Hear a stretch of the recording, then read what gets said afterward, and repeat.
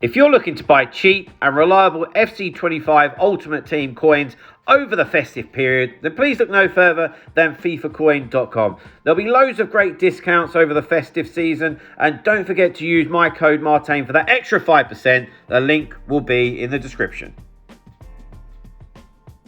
Hi guys, Martain88 here, and welcome back to another Eafc 25 video. And today we're having a look at my camera and controller settings, which always surprises me, but is actually a video that has been requested so much. And I don't proclaim to being the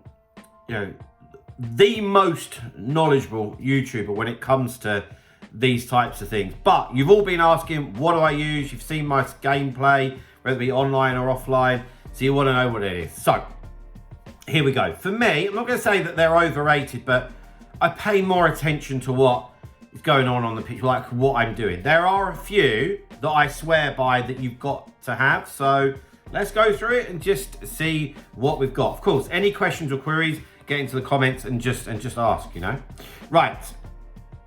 Okay, so as we know, when you're an Ultimate Team for online play, this is already set to competitive, so a lot of things are not at your disposal, should we say. Right, let's go down. So first thing, shot assistance. So I've seen that some people are trying or like precision shooting. How would I describe this? For me, you're gonna really know that sweet spot, and for me, I just use assisted, because it's a little bit like with timed finishing for me, and this is just broad advice. There'll be people out there going, what the hell are you on about? And I get that, but my broad advice, if you're a relatively average player, would be just have it as normal, because for every one that goes in, when you've got it on precision or you're using timed finish, one won't, because you'll muck it up, quite honestly. If you're a pretty hardcore player, and you're really very good, and you need something to try and take your, game to the next level, then timed finishing could be something for you. Right, okay, so all of these ones where it says assisted, or that the assistance is semi, stuff like that, we want that on. For me, any assistance that the game can give us mostly is a good thing. You turn a lot of these things to manual, and you'll see the difference, and I think that you'd prefer to have that bit of assistance, in my opinion. This one here, pass receiver lock, being on late. I actually think that that's quite important, as if you are going to play a pass and you've already done the buttons, and you see, like a free kick, that's a good one. So when you have a free kick on the halfway line and you go to pass it, and you see suddenly that they're going to cover that, quickly just switch with the left stick and it can go to the other player. That's what having that on. So for me, that's quite a biggie, to be honest with you. Let's see, what else have we got here that I like? So advanced defending, yeah, I've always had that on.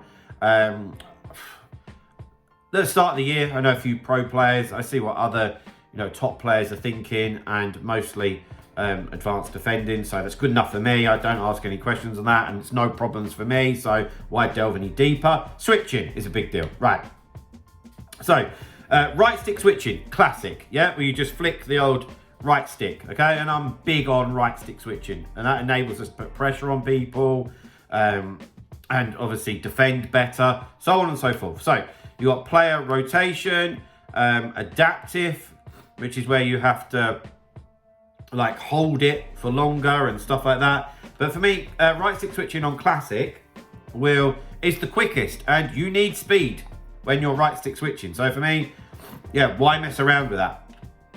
Right stick switching, player relative. For me, I could not understand why anybody would want this on ball relative, right? When I'm coaching, and if you are interested in getting better at the game, email address is on screen. Please feel free to get in touch.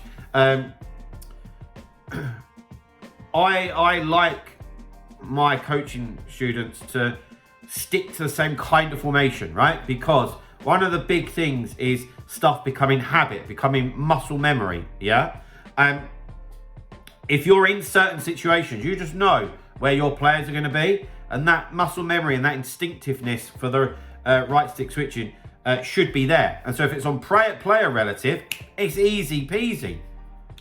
Ball relative, who knows where it's going to go? Like, I cannot understand why anyone would want that on ball relative, personally. I think that if you're struggling with it, just keep practicing or get in touch and we can arrange a session. Right stick switching sensitivity.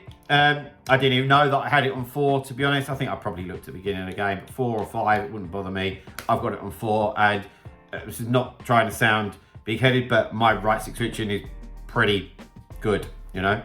I was going to use a swear word there, but wouldn't be good for the video. But you get the idea. Right. Next player switching, classic. Yeah, it's good enough for me. Player lock off. I don't really rate player lock at all. I think that you generally see some people that use it and it's just to try and go, oh, look at me, and it's not really ever effective. You don't see it that much in pro player gameplay, and it's, for me, another thing that you can end up doing it by mistake and it's a real pain. So I'm never going to use it, so I want it off. Analog sprint off. I don't see any reason why you would want that on, and again, it's just something that's going to take you longer, so get that off. Right, I'm looking at this, and this has already taken longer than I wanted, but let's kick this on. So my camera angle, which a lot of you asked for, I have it on Legacy. I've always used Legacy, and I have it on 10 height and 10 zoom. Never changed it. I haven't changed that for years and years and years. Power shot zoom on. I like that for squad battles. If you can see whether they're going to use it or not. Visual, there's not a lot here that I'm interested in. I like here, play styles plus overhead indicators off. I want as much CRAP off of the screen as possible, quite honestly. I want to see the pitch and I want to see my team. The only one that I would encourage you to have, and this is whether you're, you know, if you're somebody that wants to get better, have this on, yeah, input overlay. That's how you get your controller in the top right hand corner. And so, like, all of my coaching clients will have that, so I can see what they're doing and they think they've done something, actually they haven't. But even if you're not going to go down that route, even if you watch some of your own gameplay, it's really good to have that. Okay, so guys, there we have it. There's my all-important camera and controller settings. I hope that's helped you out in some way or answered a few questions. If you've got any questions, feel free to get into the comments. If you are interested in the coaching, obviously, please feel free to get in touch. But that is it for today. So please drop a like on the video, subscribe to the channel if you haven't already, and I'll see you guys very, very soon. See you later, guys. Bye-bye.